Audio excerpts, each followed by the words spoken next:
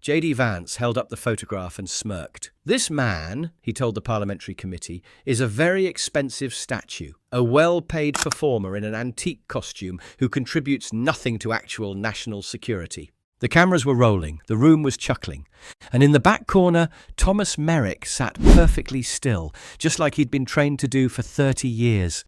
What Vance didn't realise was that the man he'd just mocked wasn't just a ceremonial guard. He was a veteran with a classified service record and a sealed black folder resting on his lap. So when Merrick finally stood and calmly warned him that slander laws still apply on parliamentary record, it wasn't a threat. It was a reckoning already in motion. Because the only thing more dangerous than a man with a rifle is a man with the truth and the legal grounds to ruin you. Now, before we show you what was inside that folder and why Vance's team scrambled before this ever made headlines, hit that subscribe button and drop a comment telling us where in the world you're watching from. Let's get into it. The committee room smelled like old leather and fresh coffee. Mahogany panels caught the afternoon light, filtering through tall windows, while water glasses sat untouched beside microphones that hummed with that particular frequency of government broadcasting. The UK Parliamentary Committee on Veterans Affairs had convened for what should have been another forgettable session on ceremonial spending and cross-Atlantic defence partnerships. The kind of hearing that civil servants attend and reporters ignore, except today was different. In the centre of the horseshoe-shaped table, J.D. Vance leaned back in his chair with the casual confidence of someone who'd done this before. His navy suit was perfectly pressed, his smile practiced but genuine. 3 aides flanked him, tablets ready, all angled just right for the cameras that most people watching wouldn't even notice were there. This wasn't just policy discussion, this was content. Vance had built his political brand on this kind of direct challenge to establishment thinking, questioning sacred cows, calling out what he saw as institutional waste. His YouTube clips regularly went viral back home, and his staff had already briefed him on the potential reach of this parliamentary session. The UK market was largely untapped territory for his brand of fiscal populism.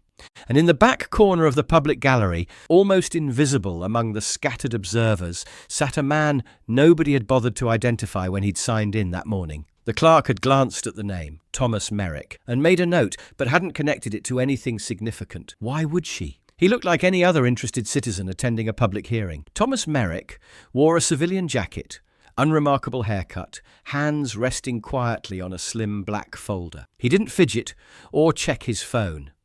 Just watched the proceedings with the particular stillness of someone accustomed to being observed without being seen. 26 years he'd worn the red tunic of the Coldstream Guards.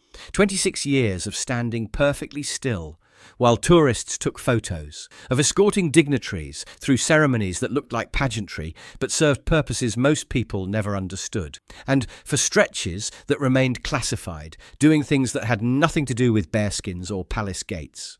But the man at the witness table wouldn't know any of that. The committee chair, a tired-looking woman in her 60s, cleared her throat and welcomed Senator Vance with the kind of formal courtesy that suggested this was being recorded. "We appreciate your perspective on ceremonial allocations," she said, shuffling papers that probably contained talking points no one would use. Vance's smile widened. "Happy to be here, though I'll admit I've always been puzzled by some of the UK's budget priorities when it comes to military pageantry." A few heads turned his way. Someone in the press gallery actually looked up from their phone. "How so?" the chair prompted. Vance folded his hands on the table, settling into what was clearly a rehearsed talking point. "Well, you're spending tens of millions annually to maintain soldiers in ceremonial roles, standing guard at palaces, marching in parades, wearing uniforms that went out of practical use decades ago. Meanwhile, your actual combat units are requesting additional funding for equipment and training." He paused for effect, letting that settle. "I respect tradition, don't get me wrong, but at some point you have to ask whether national security is best served by theatre or by action." A few murmurs rippled through the gallery. One of his aides scribbled something on a notepad, apparently pleased with how that had landed. In the back corner, Thomas Merrick blinked once, nothing else moved. "And frankly," Vance continued, his voice gaining momentum, What message does it send to young people considering military service? That the highest honour they can achieve is standing motionless in a red coat while tourists take selfies. Someone near the press table actually chuckled. An aide in the back whispered, "He's hitting his stride." The committee chair raised an eyebrow but didn't interrupt. Controversy was good for ratings, even in parliamentary hearings. Besides, Vance was articulating something plenty of people thought but rarely said out loud. "Look, I'm not trying to be provocative here," Vance continued, though his slight smile suggested otherwise. "I'm just saying what taxpayers in both our countries are thinking.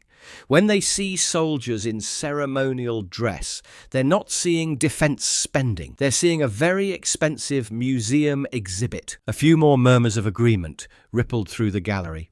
One of the British MPs, a younger man from a northern constituency, was nodding along. "Take someone like this Thomas Merrick fellow," Vance said, pulling out a printed photograph and holding it up for the cameras.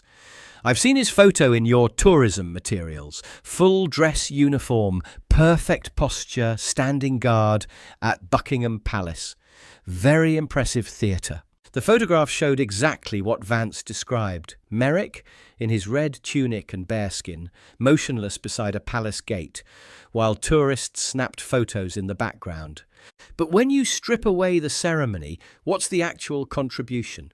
What's the measurable impact on national security? The room had gone quiet now, not from tension, but from attention. This was the kind of direct challenge that might actually make news. Vance set the photo down and leaned into his microphone. "Because from where I sit," he said, his tone still conversational but edged with something sharper, "that looks less like military service and more like expensive street performance.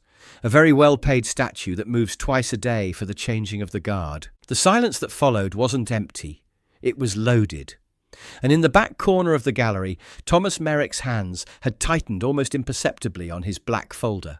That's when Thomas Merrick stood up. He didn't leap to his feet or make any dramatic gesture. Just rose from his seat in the back corner with the measured precision of someone who'd spent decades learning when and how to move. The black folder remained in his left hand, held loosely at his side. When he spoke, his voice wasn't loud. It didn't need to be. "You've just committed slander on parliamentary record." The entire room turned toward him. Not the quick swivel of people startled by noise, but the slower, more focused attention of a crowd, suddenly aware that something significant was happening. The committee chair blinked twice. "Mr. Merrick, I presume the gallery isn't recognised to speak during—" "I understand the protocol," Merrick said, his tone respectful but firm. "But when a man's service record is being discussed by name on a government broadcast, I believe that man has the right to correct the record." J.D. Vance had straightened in his chair, his casual confidence replaced by something more alert. The practiced smile was still there, but it looked different now, less certain. "I was speaking in general terms," Vance said, adjusting his microphone. "I meant no personal offence to any individual's service." Merrick tilted his head slightly. "You named me specifically. You held up my photograph. You called my service expensive street performance and compared me to a very well-paid statue. That's not policy critique, that's personal defamation." A junior MP near the end of the table leaned forward, clearly unsure whether this was protocol or chaos. The cameras kept rolling, but now they were capturing something unscripted. "Now wait just a minute," Vance said, his political instincts kicking in. "I used you as an example of a broader policy concern. That's legitimate parliamentary discourse. You used my name and my photograph to illustrate what you consider wasteful spending," Merrick replied, his voice steady. "You made me the face of your argument without knowing the first thing about what that face represented." The committee chair tried to interject. "Perhaps we should—" "No," Vance said, finding his rhythm again. "I'm happy to clarify. I'm sure Mr. Merrick served with honour within his assigned role, but the role itself, standing guard at tourist attractions, participating in ceremonies that exist primarily for public relations and international optics, that's absolutely a legitimate subject for budget discussion." He gestured toward the photograph still lying on the table. "The British people deserve to know whether they're funding defence or funding performance art." Merrick took one step forward, still behind the gallery barrier. "You think I stood at the cenotaph for photo opportunities? You think I saluted coffins so tourism brochures could look authentic? The question hung in the air like smoke. Every person in ceremonial service understands their job isn't combat deployment, Merrick continued, his voice steady. That doesn't make it meaningless. It means we carry different weight. Sometimes the most important protection looks like doing nothing at all. One of Vance's aides was typing furiously on his tablet. Another had started scribbling notes, probably damage control talking points for later. Vance cleared his throat. With respect, the British taxpayer deserves to know how their defence budget is allocated. If the best we can offer young people is standing motionless in period costume. No, Merrick interrupted, quietly but definitively. You don't get to reframe this now. You didn't question budget allocation. You questioned my record. You mocked what you don't understand. He held up the black folder. And now that record is going on the official parliamentary archive. The silence that followed wasn't uncomfortable. It was charged. Like the moment before lightning strikes, when the air itself seems to change frequency. Merrick didn't wait for permission. He simply walked down the gallery steps, crossed the floor with the same measured pace he'd maintained throughout, and placed the folder gently on the clerk's desk. No theatrics, no dramatic slam, just a quiet transfer of documents that somehow felt more significant than anything else that had happened in the room. One of the committee members, a woman Merrick didn't recognize, leaned toward the chair. "Are we allowing this?" she whispered, though the microphones caught it anyway. The chair hesitated. Parliamentary procedure was one thing, but the cameras were rolling, and this was clearly beyond anyone's prepared script. Vance tried to regain control. "Listen, if there's been a misunderstanding." "There's been no misunderstanding," Merrick said, turning to face him directly. "You said what you meant. You called 30 years of service a performance. You diminished the role without knowing what it actually entailed." He gestured toward the folder on the clerk's desk. "That contains my complete service record, declassified 3 weeks ago under Section 3B of the Official Secrets Act, Reputation Defence Provision." The room had gone completely still now. Even the soft electronic hum of the recording equipment seemed louder. "Would you like to know what standing still actually meant?" Merrick asked. The committee clerk, an older man with half-moon glasses, reached for the folder with obvious reluctance. These sessions didn't usually involve classified documents or spontaneous testimonials from the gallery. He opened it carefully, revealing 2 separate packets clipped and indexed with official MOD markings. He handed the first one to the chair, who scanned the opening page with an expression that grew increasingly serious. "Mr. Merrick," she said slowly, "you've waived confidentiality on operational details." "I have. Approved by the ministry 4 weeks ago. Everything in that file is now part of the public record." Vance's confidence had begun to slip visibly. His aides were no longer taking notes. They were staring at the folder like it might explode. The chair continued reading, her brow furrowing. December 2012, embedded with NATO Joint Recovery Task Force, Helmand Province. February 2013, covert civilian extraction, unacknowledged target, Kandahar District. She paused. March 2013, Operation Shield Veil. Commendation from U.S. Joint Chiefs, Liaison for Preventing Diplomatic Incident. Her voice trailed off as she read further. June 2013, temporary assignment to Special Reconnaissance Regiment for high-value target surveillance. September 2014, cross-posted to Counterintelligence Corps for embassy security assessment in... This section is still redacted. "That was classified," muttered an MP near the centre of the table. "It was," Merrick agreed. "Most of it still is. What you're reading represents about 30% of my actual service record. The rest remains sealed under the 50-year rule." The Defence Subcommittee member opened the second packet, his expression growing more serious with each page. Finally, he looked up. "There's a commendation here from Lieutenant Colonel James Morrison, U.S. Marine Corps. It states that Corporal Merrick's intervention during a diplomatic protection detail prevented what intelligence services assessed as a probable kidnapping attempt on British consular staff." He flipped to another page. Another citation from the Metropolitan Police Anti-Terrorism Command. Recognition for exceptional situational awareness and tactical judgment during a Category A security incident involving a foreign diplomatic convoy. He flipped through several more pages. August 2015, temporary detachment to Government Communications Headquarters for this section's heavily redacted. December 2016, cross-training with Royal Protection Squad for enhanced threat assessment protocols. The MP looked up, clearly rattled by what he was reading. Mr. Merrick, this reads more like intelligence work than ceremonial duty. The two weren't mutually exclusive, Merrick replied. Ceremonial posting provided ideal cover for other activities. Nobody questions why a guardsman is present at state functions, diplomatic receptions, or high-security events. We were hiding in plain sight. A committee member from Wales spoke up. Are you saying the entire household division operates this way? I'm saying that when you post soldiers at sensitive locations and train them to observe everything while appearing to see nothing, it would be wasteful not to utilize those capabilities for national security purposes.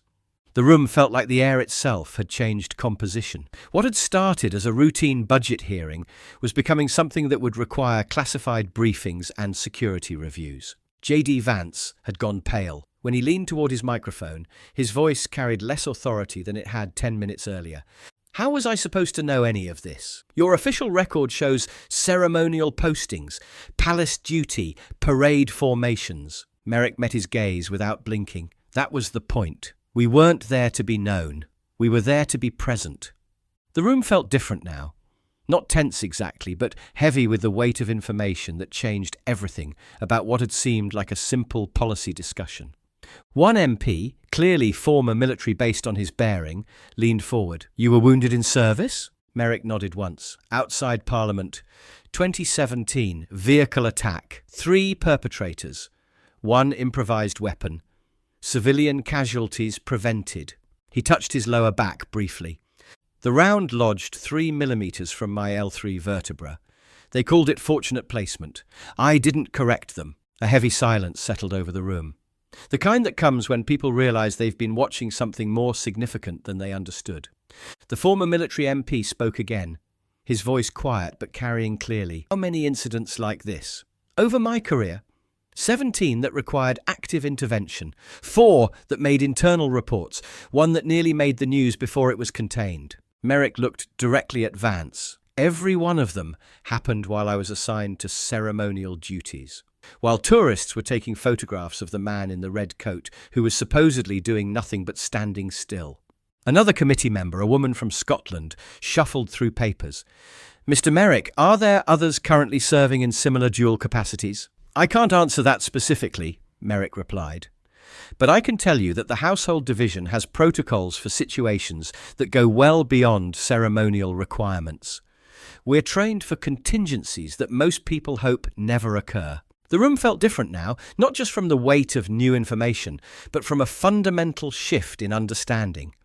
What had started as a budget hearing about ceremonial excess had become something else entirely. Vance tried again, his voice strained. Look, none of this changes the fundamental question about budget allocation and ceremonial spending versus operational readiness. You're right, Merrick said, cutting him off without raising his voice. It doesn't change that question, but it does change the foundation of your argument. He gestured toward the documents on the table. You built your case on the assumption that ceremonial service means no real service, that standing guard means standing useless, that everything visible to tourists represents the totality of what we do. The silence stretched long enough to become uncomfortable. Does Parliament accept this file into the official record? Merrick asked. The chair looked around the table. No one objected. Several members nodded. The documents will be archived as submitted, she confirmed.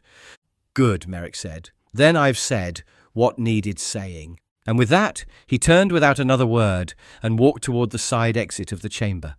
His footsteps echoed in the wood-panelled quiet, not rushed, not dramatic, just the steady pace of someone who'd accomplished what he'd come to do. He didn't slam the door behind him, but when it clicked shut, it sounded like a verdict. The hallway outside felt different than the charged atmosphere of the committee room.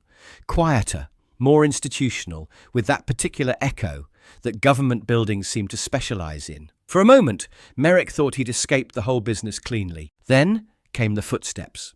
J.D. Vance's press secretary caught up first.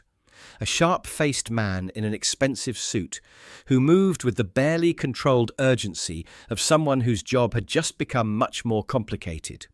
"Mr. Merrick," he called out, slightly breathless. "Corporal, former corporal. Look, can we clarify some things? Off the record?" Merrick didn't slow down.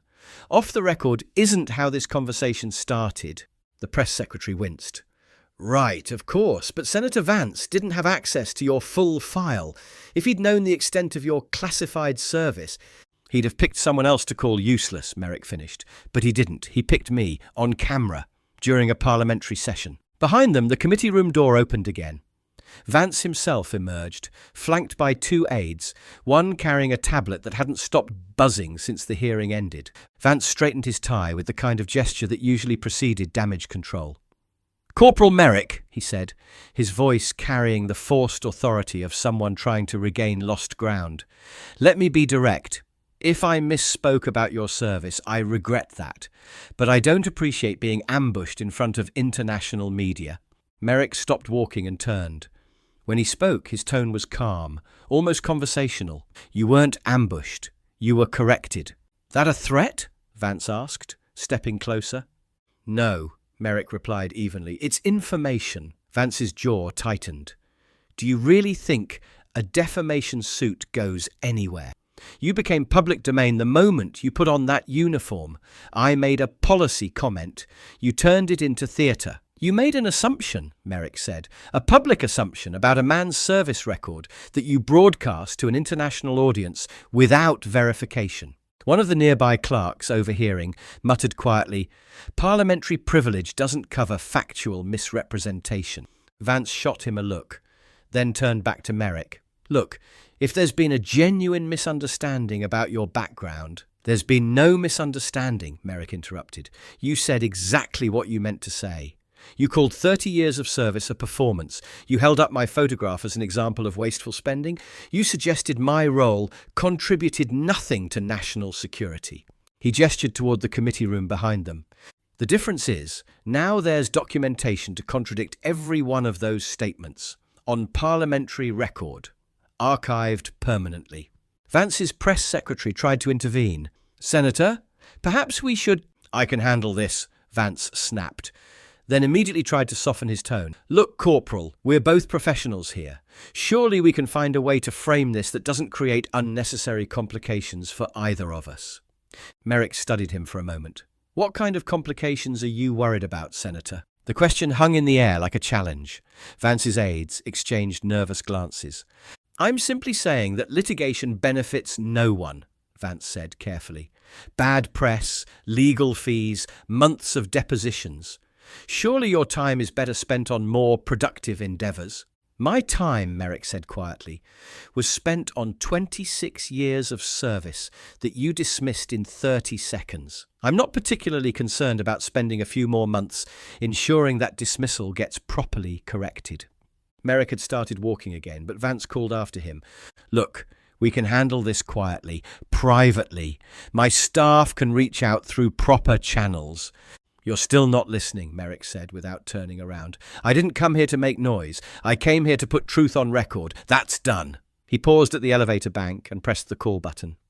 "You mocked something you didn't understand. Now you understand it. Whether that matters to you is your choice." The elevator arrived with a soft chime.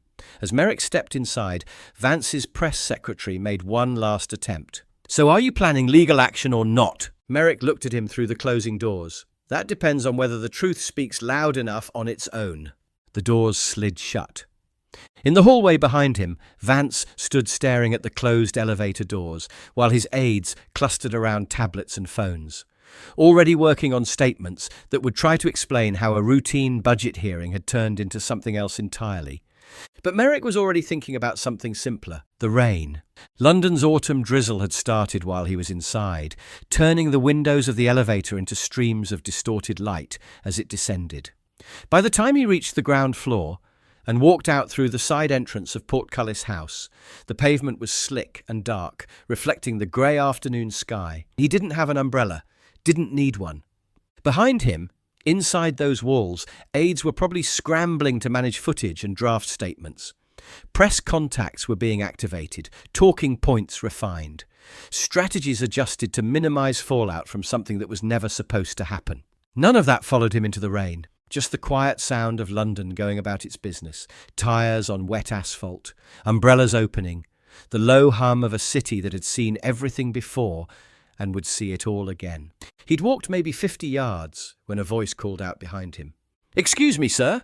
Merrick turned to see a young man in military dress blues approaching, US Marine Corps insignia visible above his heart, the eagle and anchor still bright despite the grey weather. No senior rank, probably an aide or liaison with the American delegation. The Marine stopped a respectful distance away.